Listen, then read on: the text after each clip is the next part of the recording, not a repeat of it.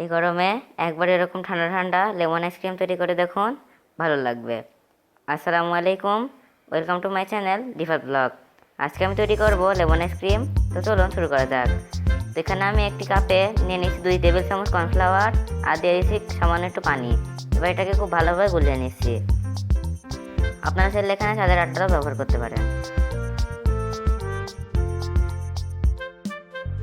এবার একটি প্যানে দিয়ে দিচ্ছি 3 কাপ পরিমাণ পানি আর দিয়ে দিচ্ছি 1/4 কাপ লেবুর রস আর দিয়ে দিচ্ছি 1/2 কাপ চিনি। এবার এটাকে ভালোভাবে জাল করে নিচ্ছি। এবার এটা দিয়ে দিলাম সামান্য একটু গ্রিন ফুড কালার, এটা অপশনাল, আপনারা সেটা না দিতে পারেন। এবার দিয়ে দিলাম আগে থেকে গুলিয়ে রাখা কর্নফ্লাওয়ারটা। এবার এটাকে খুব ভালোভাবে জাল করে নেব যতক্ষণ না ঘন হয়ে আসে। তো দেখুন আমি এইভাবে খুব ভালোভাবে ঘন করে জাল করে নিয়েছি। এবার আমি গ্যাসের জালটা বন্ধ করে খুব ভালোভাবে ঠান্ডা করে নিচ্ছি। তো খুব ভালোভাবে ঠান্ডা করে নিয়েছি। এবার এটা দিয়ে দিচ্ছি সামান্য একটু লেমন এসেন্স।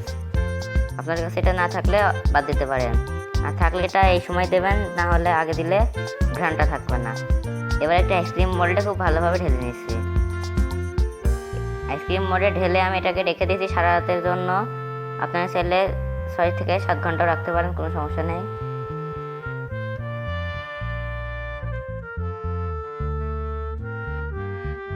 তো আইসক্রিমটা আমি ফ্রিজ থেকে বের করে নিয়েছি আর একটু পানির ভিতরে ডুবিয়ে রেখেছিলাম। তো দেখুন কি সহজে ছেড়ে আসছে। আর এটা খেতে কিন্তু আলহামদুলিল্লাহ অনেক টেস্টি, আর মুখে দিলে মিলিয়ে যাবে, এতটা নরম হয়েছে। তো আজকের মতন এই পর্যন্তই। আপনাদের সবাইকে ধন্যবাদ।